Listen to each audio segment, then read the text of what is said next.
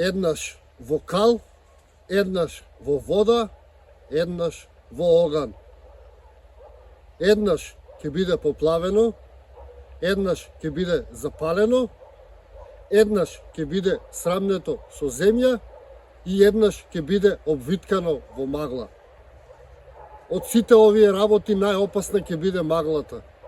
Луѓето ќе ја вдишуваат, ќе пожолтуваат и ќе паѓаат како крушки. Ова е пророштвото за Скопје. Пред да продолжам со видеото, би сакал да се заблагодарам на сите мои членови кои што со некоја символична месечна сума го поддржуваат Сонцогор. Како што знаете, Сонцогор не е мејнстрим канал, тоа е еден мал независен YouTube канал кој што се труди да обработува теми кои што никој друг не ќе да ги обработува. Па затоа, поддржете го Сонцогор, станете членови, имате опција на каналот, одете на membership, одете на join и станувате членови.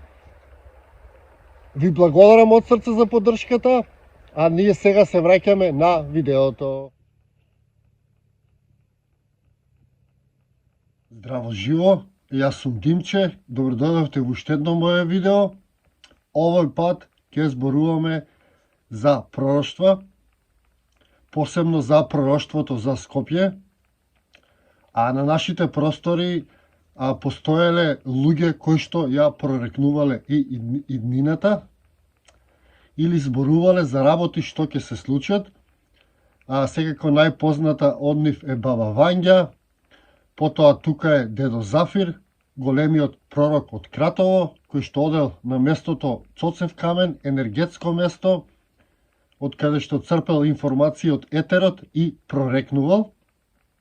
За Дедо Зафир можете да видите, имам снимано цело видео за него. Неговите пророштва се многу интересни. Тој кажува, например, дека бела змија ќе го исече небото, дека луѓето ќе имаат пари, нема да можат да си купат жито, дека луѓето ќе се гледаат на огледалце од една на друга страна на светот, дека вратите кога ќе одите во продавница сами ќе ви се отвараат и уште многу други пророштва. Дедо Зафир е еден од најголемите пророци во поново време, тој живеел пред 100 години, меѓутоа за него малку се знае, повеќе можете да видите во видеото што ги имам снимано за него. Исто така тука е пророкот и Баба Вања, која што е позната многу. Меѓутоа исто така постојат и голем број на пророштва кои што се пренесуваат само од колено на колено. И за тие пророштва ги пренесуваат старите и не се знае од кое време се. Како што е ова пророштво за Скопје, кое што е пренесено од старите,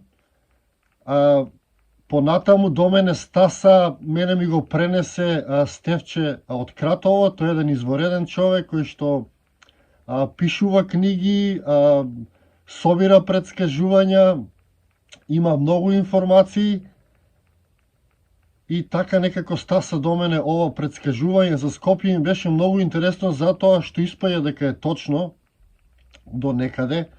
Како што знаете, Скопје некаде од австриската војска, мислам дека 18 век е запалено под изговор дека во градот имало колера, иако градот кога дошла австриската војска, тој бил напуштен, скоро немало никој во градот, така да тие го запалиле од чиста мира.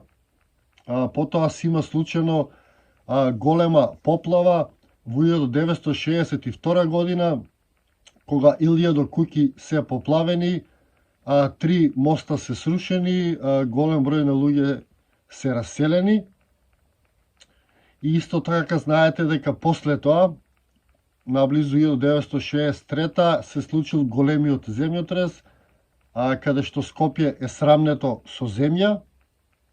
Значи, тоа пророштво се исполнува, еднаш под оган, тоа од австриската војска, еднаш под вода, тоа е големата поплава, еднаш под кал, тоа било многу поназад кога е створено Катлановското блато, и еднаш срамнето со земја, како што знаете, големиот земјотрес, И сега доаѓа најстрашното предскажување од сите овие, а тоа е таинствената магла, која што луѓето што ќе ја вдишуваат, ќе пожолтуваат и ќе паѓаат како крушки. Така кажува тоа предскажување. И следејќи ги сега социјалните мрежи, мислам дека таа магла полека се создава во Скопје, затоа што луѓето постираат слики и видеа, каде што Скопје е цело прекриено во магла, а над Скопје е чисто, например, има сонце, што значи дека таа магла или тој отровна субстанца се создава некаде во Скопје и има некој извор. И сето тоа ме наведе да мислам дека може би има нешто во сите тие пророштва, а може би тие луѓе сакале да не предупредат за нешто, тие како спас, пророштвото како спас од таа магла, кажува дека луѓето ќе треба да се раселат и едноставно да се спасат од тоа. И мислам дека целта на сите овие пророштва е токму тоа, да се пренесе некоја информација и да им се овозможи на луѓето да планираат за да ја избегнат таа катастрофа. За жал сите овие работи како земјотрес, поплава, па ете и оган е многу потешко да се избегнат. Меѓутоа ова со маглата мислам дека многу лесно може да се избегне, затоа што е едноставно, само се раселувате и тоа е тоа.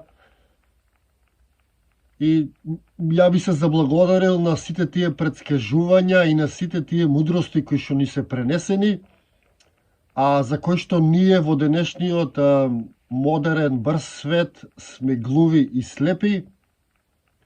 Ние имаме некоја програма во нас и некои одредени работи ги примаме, колку и да се глупи, колку и да се идиотски, а некои работи кои што се мудри и кои што се витални по нас и кои што дури и ни го одредуваат животот, ги игнорираме.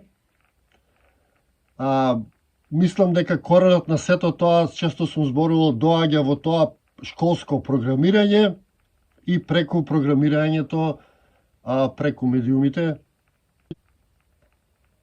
И значи ние некои информации кои што не се важни за нас, кои што се идиотски, ги прифаќаме и ги примаме, а некои предупредувања како ова не ги прифаќаме и ги игнорираме. Меѓутоа јас би ве советувал сите да ги прифатиме овие предвидувања од нашите предци сериозно и да делуваме, за да можеме да обстоиме како народ и како луѓе секако. Јас лично со сериозност ги прифаќам овие работи и навлегувам во нив аналитички, ги истражувам, како што ви кажав од примерите, и би ве советувал и сите вие да го направите тоа и да го отвориме умот и кон други работи, не само кон она на кое што сме програмирани, туку да ја испаѓаме од програмата и да видиме што има друго таму надвор. Толку од мене. Се надевам ви беше интересно ова видео. Доколку сакате да истражуваме и да зборуваме на слични теми или имате и вие некој искуство и информација, слободно споделете ги со мене. Заедно ќе ги обработиме, ќе ги пренесеме и така натаму. А јас ви се заблагодарувам и се гледаме во некое мое наредно видео или низ нашата убава Македонија. До тогаш поздрав и секое добро!